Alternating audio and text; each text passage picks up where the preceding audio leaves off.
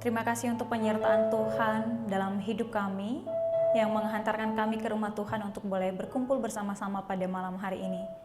Kami mau menikmati hadirat Tuhan dan kami rindu hidup kami, keberadaan kami juga berkenan di hadapan Tuhan, menyenangkan hati Tuhan. Saat ini kami mau mendengarkan firman-Mu, kami memohon Tuhan tolong kami untuk boleh mengerti, memahami firman Tuhan yang kami renungkan bersama-sama pada malam hari ini. Tuhan berkati hamba-Mu yang menyampaikan firman Tuhan, Tuhan urapi dan Tuhan yang menolong untuk boleh memperkatakan firman Tuhan pada malam hari ini. Di dalam nama Tuhan Yesus Kristus kami berdoa. Amin. Bapak Ibu Saudara Shalom. Kita bersyukur kepada Tuhan, kasih setianya besar bagi setiap kita, mengundang kita hari ini untuk boleh menikmati ibadah bersama-sama. Mari kita membuka Alkitab di dalam Galatia pasal 3 ayat 23 sampai 29. Galatia pasal 3 ayat 23 sampai 29. Saya akan bacakan untuk kita semua. Bapak Ibu Saudara sekalian, silakan memperhatikan di Alkitab masing-masing. Sebelum iman itu datang, kita berada di bawah pengawalan hukum Taurat dan dikurung sampai iman itu telah dinyatakan. Jadi hukum Taurat adalah penuntun bagi kita sampai Kristus datang supaya kita dibenarkan karena iman. Sekarang iman itu telah datang. Karena itu kita tidak berada lagi di bawah pengawasan penuntun. Sebab kamu semua adalah anak-anak Allah karena iman di dalam Yesus Kristus. Karena kamu semua yang dibaptis dalam Kristus telah mengenakan Kristus. Dalam hal ini tidak ada orang Yahudi atau orang Yunani, tidak ada hamba atau orang merdeka, tidak ada laki-laki atau perempuan, karena kamu semua adalah satu di dalam Kristus Yesus. Dan jikalau kamu adalah milik Kristus, maka kamu juga adalah keturunan Abraham dan berhak menerima janji Allah. Demikian jauh pembacaan firman Tuhan untuk kita semua pada malam hari ini. Bapak Ibu Saudara, kalau minggu lalu kita sudah mendengar bagaimana hukum Taurat itu bekerja, mengurung manusia berdosa, yang justru melaluinya manusia semakin mengenal apa itu dosa, dan melaluinya manusia tidak menemukan yang namanya pembebasan dari dosa. Maka hari ini kita akan belajar bersama-sama bagaimana iman kepada Yesus Kristus bekerja membebaskan manusia yang dibelenggu oleh hukum Taurat itu, dan yang memperlihatkan dengan jelas bagaimana dosa itu bekerja di dalam kehidupan manusia. Bapak Ibu Saudara, satu kali di sebuah kebun binatang, seorang pengunjung tiba-tiba melemparkan sebuah batu kepada seekor singa. Singa itu menoleh ke belakang tepat ke arah orang yang melemparkan batu itu kepadanya. Orang itu merasa puas dan dia tertawa. Lalu dia mengambil sebuah batu lagi, lalu dia melemparkan kepada singa tersebut. Dan singa itu menoleh lagi ke belakang, lalu dia mulai mengeluarkan suara. Saya tadi cari-cari gimana ya suara singa kalau sedikit mengaum ya. Saya bilang kalau Jason tadi boleh praktekkan, boleh gak Son? Saya cari-cari mungkin kurang lebih wow gitu ya, pasti suaranya lebih galak lagi gitu dari suara yang saya contohkan gitu ya. Orang yang melemparkan batu itu tertawa terbahak-bahak merasa puas gitu ya, mengganggu si singa yang sudah tertidur. Lalu dia belum puas. Akhirnya dia mengambil batu yang lebih besar lagi dan dia melemparkan lagi ke dalam, tepat sekali mengenai singa itu. Akhirnya apa yang terjadi? Singa itu bangun dan dia berlari mengejar si pelempar itu. Semua orang pengunjung panik ketakutan berlari. Yang melempar pun juga berlari. Masing-masing panik berlari menyelamatkan dirinya dari terkaman singa. Karena panik, si pelempar itu berlari sekuat tenaga dan dia melihat ada sebuah kandang di sana. Dia melihat kandang itu, dia rasa cukup kokoh untuk dia masuk di dalam dan bisa melepaskan dia dari terkaman singa yang dia gangguin itu. Dia berlari dan dia masuk ke dalam kandang itu. Selamat. Dia tutup kandang tersebut. Sebuah harapan bahwa dia selamat dari terkaman singa. Tapi alih-alih ingin menyelamatkan diri, singa yang jauh lebih besar ternyata ada di dalam kandang tersebut dan siap untuk menyantap dirinya. Apa yang dilakukan oleh si pelempar ini? Dia berjuang untuk membuka kunci dari kandang tersebut dan ternyata tidak mampu ia buka. Semakin dia berusaha untuk membuka kunci tersebut, semakin pagar itu tertutup dan tidak ada jalan keluar baginya untuk keluar. Dan singa di belakangnya sudah membuka mulut untuk menerkam. Apa yang dibutuhkan oleh si pelempar batu yang terjebak di dalam kandang itu? Dia mau berjuang untuk melawan si singa. Dia berjuang sekuat tenaga pun juga yang ada dagingnya ditelan habis-habisan gitu ya. Dia berjuang sekuat tenaga, yang ada adalah dia semakin hangus, habis di dalamnya. Dia mau keluar juga tidak bisa keluar, tidak punya kunci untuk mengeluarkan. Apa yang harus dia lakukan? Yang dia butuhkan bukan melawan singa, tetapi kunci untuk membuka gembok itu, membuka kandang itu, dan dia bisa keluar dari situ. Tidak ada harapan untuk keluar dari situ. Bapak Ibu Saudara yang dikasihi Tuhan, kalau misalnya kita membayangkan pekerjaan hukum Taurat itu kurang lebih seperti demikian. Tentu ada ilustrasi yang lebih mampu menjelaskan bagaimana hukum Taurat itu mengurung manusia yang berdosa itu ya. Pasti ada yang jauh lebih sempurna lagi untuk menjelaskan bagian itu. Tetapi hukum Taurat bukanlah alat yang dipakai oleh Tuhan untuk mengeluarkan manusia dari dosa.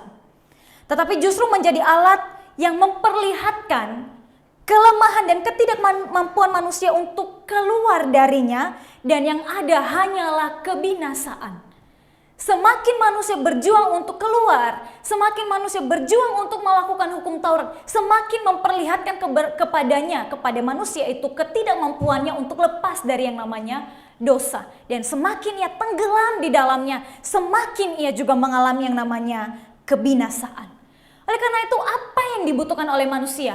Hanya satu yang dibutuhkan oleh manusia, ialah kunci yang mampu membuka kurungan dari hukum Taurat itu, yang mampu membebaskan dia dari belenggu itu, ialah iman kepada Yesus Kristus. Kunci. Iman itu kalau kita ilustrasikan, gambarkan seperti sebuah kunci yang mampu membuka dan membebaskan seseorang yang terjebak di dalam sebuah rumah. Jika demikian, apakah hukum Taurat itu jahat? Karena seolah-olah semuanya justru melaluinya manusia bisa mengenal apa itu dosa. Justru karena mengenal hukum Taurat, manusia semakin tahu kesalahan-kesalahan yang dia lakukan. Justru karena melakukan hukum Taurat, mengenal hukum Taurat, orang semakin tahu bahwa aku ini tidak berdaya dan tidak punya kemampuan apa-apa. Jika demikian, apakah hukum Taurat itu jahat? Ternyata tidak, Bapak Ibu Saudara. Hukum Taurat itu tidak jahat dan justru fungsinya sangat besar. Di dalam 2 Timotius menjelaskan kepada kita bahwa segala tulisan yang diilhamkan Allah memang bermanfaat untuk mengajar ya, untuk menyatakan kesalahan, untuk memperbaiki kelakuan, dan untuk mendidik orang dalam kebenaran. Lalu di ayat 24 yang kita baca tadi mengatakan kepada kita, jadi hukum Taurat adalah penuntun bagi kita sampai Kristus itu datang, supaya kita dibenarkan karena iman. Jadi Bapak Ibu Saudara, hukum Taurat itu memberitahu kita akan keberdosaan kita dan ketidakmampuan kita untuk bisa menyelamatkan diri. Juga memberitahukan kita tentang karakter-karakter Allah lewat hukum Taurat itu, bahwa ternyata Allah itu, ia memperkenalkan kepada kita bahwa Allah itu adalah Allah yang kudus, yang benci dan tidak suka terhadap yang namanya dosa. Hukum Taurat juga memberitahukan kepada kita bahwa Allah itu adil dan beratnya hukuman yang harus kita tanggung akibat dosa yang kita lakukan tidak mungkin kita keluar di dalamnya. Itulah fungsi hukum Taurat. Di dalamnya kita mengenal itu semua. Tetapi juga hukum Taurat menuntun kita, mengarahkan kita untuk melihat pada pribadi Allah yang penuh belas kasihan. Pribadi Allah yang berbelas kasihan, yang tidak menjatuhkan hukuman kepada kita, dan pribadi Allah yang beranugerah, yang memberikan kita anugerah keselamatan, sesuatu yang tidak layak untuk kita terima sebenarnya. Jadi bayangkan di dalam sebuah kandang tadi, Ketika seorang pelempar batu itu kepada singa sudah tidak mampu lagi untuk mengeluarkan dirinya, dia tidak membutuhkan kekuatan yang lebih besar untuk menghadapi singa itu karena memang dia tidak mampu. Yang dia butuhkan adalah seseorang datang membawa kunci dan membukakan pintu kandang itu dan mengeluarkannya dari situ. Hukum Taurat mengarahkan kita untuk melihat pada pribadi Allah yang penuh belas kasihan. Bahwa seharusnya kita diterkam oleh singa dosa. Tetapi ia melihat kita bahwa kamu tidak perlu berbuat banyak. Kamu tidak membutuhkan kekuatan apapun untuk keluar dari dosa ini. Yang kamu perlukan, lihatlah kepada kasih karunia Allah.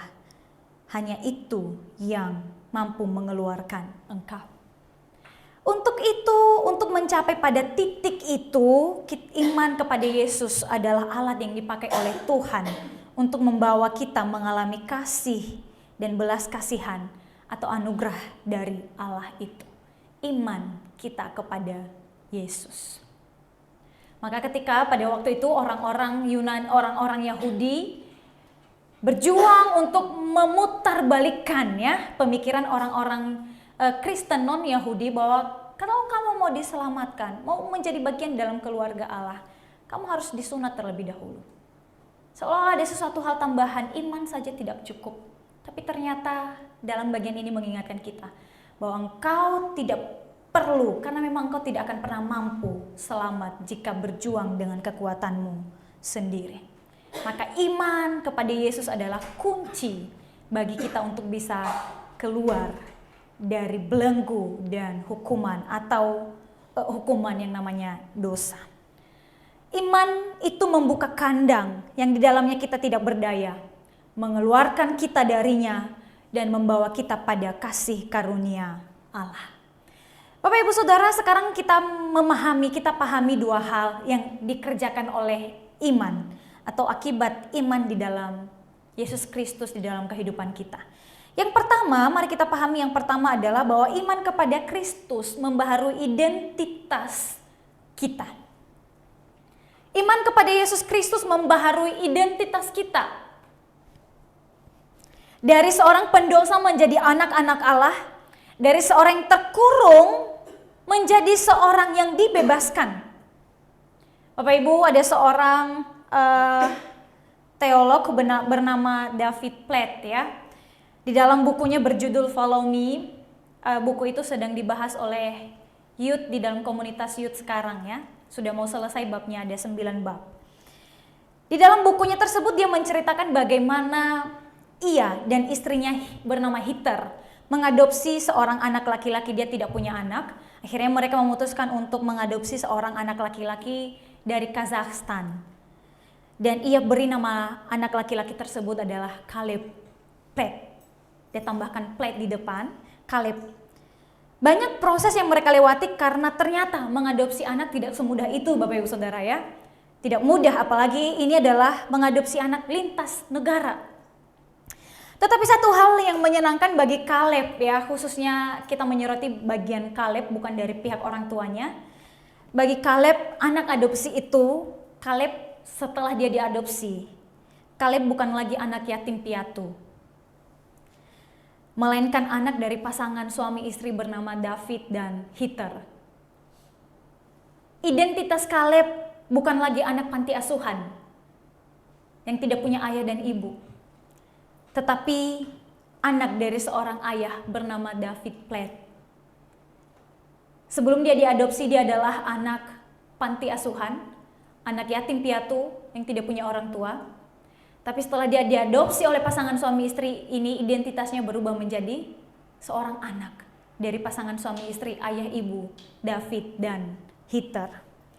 Bapak Ibu Saudara, tidak ada identitas yang lebih indah, lebih mulia dan lebih menyenangkan di dalam dunia ini selain menyandang identitas seorang anak Allah, anak-anak Allah. Ayat 26 mengatakan bahwa karena iman kepada Yesus Kristus, kita semua adalah anak-anak Allah. Anda dan saya adalah anak-anak Allah. Tidak ada satupun di antara kita yang mengaku diri percaya kepada Yesus Kristus yang tidak menyandang identitas sebagai anak-anak Allah. Engkau dan saya adalah saudara di dalam Kristus. Kita sama-sama anak di dalam Yesus. Itulah identitas kita. Dengan kata lain, barang siapa yang memiliki iman, percaya kepada Yesus Kristus, dia secara otomatis menjadi bagian di dalam keluarga Allah, memiliki identitas menjadi anak-anak Allah. Kita bukan lagi anak-anak yatim piatu, bukan lagi anak panti asuhan, bukan lagi anak yang dibelenggu di dalam dosa, tetapi anak-anak yang telah dimerdekakan, dibebaskan, dan memiliki identitas anak-anak Allah. Identitas ini diantara semua identitas yang kita kenal di dalam dunia, identitas menjadi anak-anak Allah, identitas yang paling indah menurut saya. Menurut saya itu adalah identitas paling indah. Anda pasti bangga memiliki identitas sebagai seorang istri bagi suamimu, menjadi seorang suami bagi istrimu, menjadi anak bagi orang tuamu. Tapi menjadi anak-anak Allah adalah identitas yang sangat luar biasa. Apa yang menjadi perbedaan dan persamaan antara kita dengan kisah Kaleb tadi yang diadopsi oleh David dan Hitler?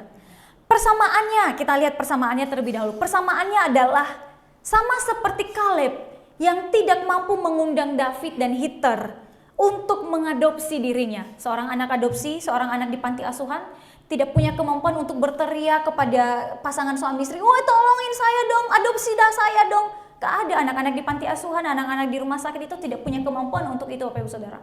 Gak punya kemampuan untuk berteriak, "Tolong saya, jadikan saya anakmu." Enggak. Tapi bila hari itu seorang sepasang suami istri datang, mau berkenan untuk mengambil dia menjadi anak, mengubah identitasnya dari anak panti asuhan, anak yatim piatu menjadi anak mereka. Itu adalah kasih karunia. Itu terjadi karena kasih yang menggerakkan hati mereka. Kasih pasangan suami istri yang mengingini anak ini, yang bernama Kaleb. Demikian juga dengan kita, Bapak Ibu Saudara. Saat kita menjadi seorang anak di dalam keluarga Allah, kita tidak pernah memiliki kemampuan untuk mengundang Tuhan, meminta Allah untuk menjadikan kita sebagai anak-anaknya. Kita tidak pernah memiliki kemampuan sedikit pun untuk meminta Yesus untuk menyelamatkan kita. Yang ada kita adalah semakin jauh dan berusaha untuk menjauh. Kita berjuang sekuat tenaga, berusaha melakukan hukum-hukum dengan berbagai macam cara. Tapi kita tidak pernah mampu mencapai itu. Dan bila kita menjadi anak-anak Allah, itulah yang namanya kasih karunia. Apakah kita layak mendapatkan identitas itu? Enggak. Kita nggak layak mendapatkan identitas yang sangat sempurna itu. Tapi bila kita boleh memperoleh identitas sebagai anak-anak Allah, bukankah kita harusnya bersyukur untuk itu? Apakah engkau bersyukur menjadi anak-anak Allah, Bapak Ibu Saudara? Sangat bersyukur ya, kita sangat bersyukur. Perbedaannya adalah apa yang membedakan kita dari kisah Kaleb yang diadopsi itu. Yang membedakannya adalah saat David dan istrinya mengadopsi Kaleb, mereka melewati proses yang panjang. Mereka bahkan melewati proses pemeriksaan kesehatan dan persidangan di Kazakhstan. Di kisahnya dijelaskan di situ. Tetapi yang membedakan kisah kita dengan kisah Kaleb ini adalah Allah saat dia mengadopsi kita, mengangkat kita, menjadikan kita sebagai anak-anaknya, ia tidak butuh untuk diperiksa ataupun disidang oleh pihak manapun supaya ia layak menjadi bapa bagi kita. Paham yang sampai di sini Bapak Ibu Saudara? Allah tidak perlu disidang oleh pihak manapun, oleh siapapun. Dia tidak perlu diperiksa oleh siapapun. Yang memperlihatkan dengan memberikan berbagai macam pertanyaan, apakah engkau layak menjadi ayah bagi mereka, menjadi bapa bagi mereka? Apakah dia layak kita panggil sebagai bapa bagi kita secara pribadi? Enggak, Allah tidak membutuhkan itu semua. Kita juga tidak butuh persidangan melalui culture gitu ya, melalui budaya-budaya tertentu seperti yang dilakukan oleh orang-orang Yahudi pada waktu itu. Oh, supaya kalau engkau mau menjadi bagian dalam keluarga Allah, engkau harus disunat terlebih dahulu, engkau harus menjadi orang Yahudi dan melakukan berbagai macam cara. Enggak. Kita nggak perlu melakukan persidangan-persidangan seperti itu. Tidak perlu melakukan hukum-hukum seperti itu. Sebab Allah telah melakukan yang jauh lebih besar. peraturan yang jauh lebih besar, yang lebih mulia, yang lebih agung untuk menjadikan kita menjadi anak-anaknya. Lewat apa? Pengorbanan Yesus Kristus. Pengorbanan Kristus telah menggenapi segala hukum itu. Di dalamnya telah digenapi segala sesuatunya. Sehingga kita boleh menjadi anak-anak Allah. Mengapa Yesus turun ke dalam dunia? Mengapa Ia mau melakukan hal itu semua? Supaya identitas anak-anak Allah itu ditaruh di dalam diri kita. Bapak Ibu Saudara, hari ini kita bersyukur kepada Tuhan buat identitas yang baru yang Ia berikan kepada kita. Kita tidak perlu melakukan banyak hal apapun untuk mencapai identitas itu. Oleh iman saja kita menyandang identitas sebagai anak-anaknya. Menyandang identitas sebagai anak-anak Allah bukan hanya satu sebutan saja, melainkan menjelaskan suatu hubungan istimewa antara kita dengan Allah sebagai Bapa yang penuh kasih, perhatian, dan di dalamnya segala sesuatu yang kita perlukan untuk hidup baik yang sekarang. Yang sekarang, yang akan datang, bahkan di dalam kekekalan, semuanya tersedia. Sekali lagi, identitas kita sebagai anak-anak Allah bukan hanya sebuah sebutan, tetapi menjelaskan sebuah hubungan yang sangat istimewa antara kita sebagai anak dan Allah sebagai Bapa yang penuh kasih, penuh perhatian, penuh kepedulian, di mana di dalamnya segala sesuatu yang kita perlukan untuk kehidupan ini, baik yang sekarang, yang akan datang, atau bahkan yang sampai pada kekekalan, semuanya tersedia di dalam Bapa kita yang adalah Allah. Seorang tokoh, seorang teolog bernama John Stott berkata, identitas sebagai anak-anak Allah memampukan saya untuk menjawab pertanyaan paling mendasar dari semua pertanyaan manusia. Pertanyaan apakah itu? Siapakah saya? Anak-anak remaja sering mempertanyakan tentang ini. Siapakah saya? Dan dia berkata, di dalam Kristus aku adalah putra Allah. Di dalam Kristus aku bersatu dengan semua umat tebusan Allah. Masa lalu, masa kini, dan masa depan. Di dalam Kristus aku menemukan jati diriku. Di dalam Kristus aku menemukan pijakanku. Dan di dalam Kristus aku pulang. Indah sekali kalimat ini. Identitas anak-anak Allah itu menjamin segala sesuatu di dalam kehidupan kita. Yang kedua, Bapak Ibu Saudara, iman kepada Kristus menyatukan semua orang dari suku, bangsa, dan bahasa, bahkan gender sekalipun, jenis kelamin sekalipun. Sehingga tidak ada lagi perbedaan antara laki-laki dan perempuan, tidak ada lagi yang terlebih tinggi, yang lebih rendah, yang lebih mulia atau lebih rendah, dan lain sebagainya. Semuanya sama disatukan di dalam Kristus. Ada satu larangan yang diterapkan di seminari tempat saya kuliah dulu, yaitu larangan terhadap penggunaan bahasa daerah masing-masing. Saya nggak tahu apakah kampus-kampus yang lain menggunakan hal ini, tapi kampus saya menggunakan hal ini. Dan hanya satu bahasa yang boleh dipakai adalah bahasa Indonesia, bahasa pemersatu bangsa ya. Hanya satu yang boleh dipakai. Kenapa ada larangan ini? Mahasiswa dilarang untuk menggunakan bahasa ini karena di dalam kampus itu berasal dari berbagai macam suku di Indonesia ya. Disatukan dalam satu kampus bernama STTIAA, kampus saya. Larangan ini diberikan sebenarnya cukup masuk akal. Pertama adalah untuk menghindari konflik, menghindari prasangka, dan lain sebagainya. Kenapa? Karena kadang-kadang di tengah-tengah mahasiswa, misalnya saya di kampus saya itu banyakkan adalah orang Nias ya, yang berasal dari suku saya. Misalnya saya adalah dari Nias dan Ci Eileen sebagai orang Chinese misalnya ya, memang orang Chinese ya. Jadi saya ketemu sama Mbak Yuli misalnya sesama orang Nias gitu ya. Saya tidak suka sama Ci Eileen misalnya. Lalu saya ketemu sama Mbak Yuli, saya ngomong, saya cerita ke Mbak Yuli, tapi pakai bahasa saya. Pakai bahasa daerah Nias gitu ya. Dia tersinggung, walaupun dia nggak ngerti. Atau bahkan saya tidak membicarakan hal tentang dia, tapi karena saya ngomong bahasa Nias, prasangka itu bisa muncul. Kayak tadi dia ngomongin tentang saya, walaupun sebenarnya bukan itu. Terjadilah konflik dan itu sering terjadi. Itu sering terjadi karena mahasiswa juga sering melanggar peraturan itu ya, gitu. Sebenarnya ini baik, ada positifnya, ada negatifnya juga pastinya. Karena seolah-olah tidak menghargai gitu ya. Tapi kadangkala ini adalah sebuah perjuangan untuk mempertahankan, memelihara yang namanya kesatuan supaya tidak terjadi yang namanya konflik. Belakangan larangan itu dilanggar oleh mahasiswa. Ketika angkatan saya masuk, larangan terhadap menggunakan bahasa daerah itu dilanggar oleh mahasiswa. Tapi semua mahasiswa menggunakan bahasa yang sangat mudah untuk dikenal pada waktu itu adalah logat dari Manado ya. Jadi semuanya hari-hari kita dengar, "Iki apa ngana sebut di sini gitu-gitu, semuanya menggunakan bahasa seperti itu, udah teracun semuanya menggunakan bahasa itu.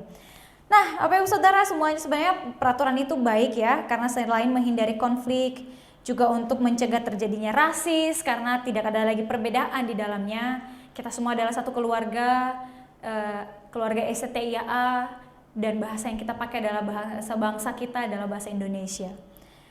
Tetapi firman Tuhan mengatakan bahwa di dalam Kristus kita semua telah dipersatukan oleh iman. Sehingga tidak ada lagi perbedaan antara Yunani maupun Yahudi. Antara laki-laki dan perempuan semuanya telah dipersatukan dan sama-sama memiliki identitas anak-anak Allah.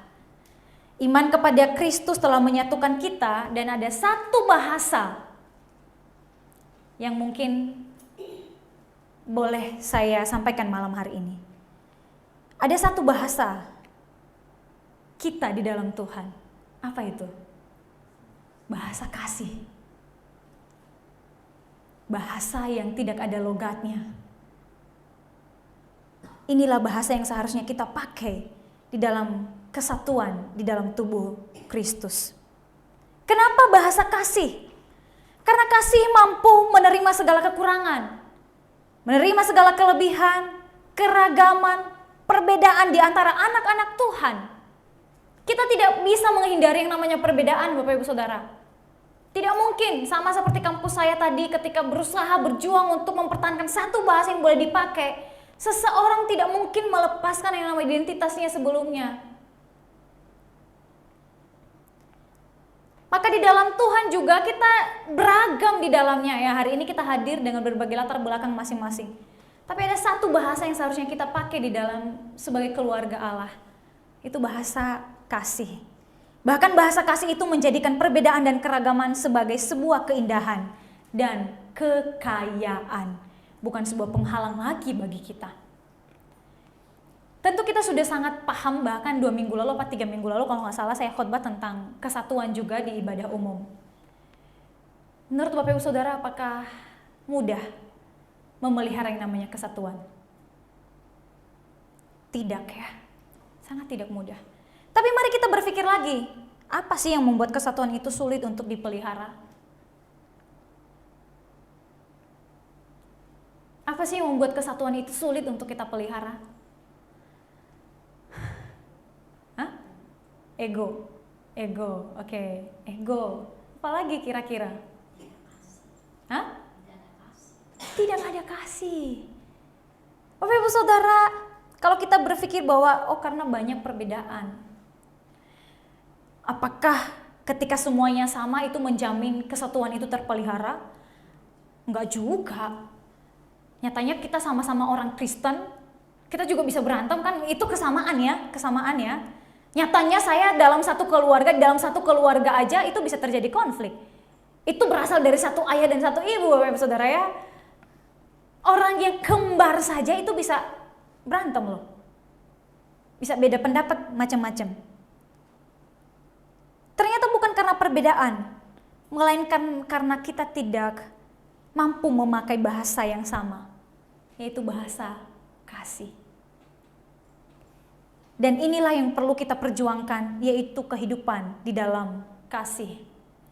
Saya sadar, baik saya maupun Bapak Ibu Saudara, kita berjuang untuk ini. Karena ketika kita membicarakan tentang pelihara kesatuan,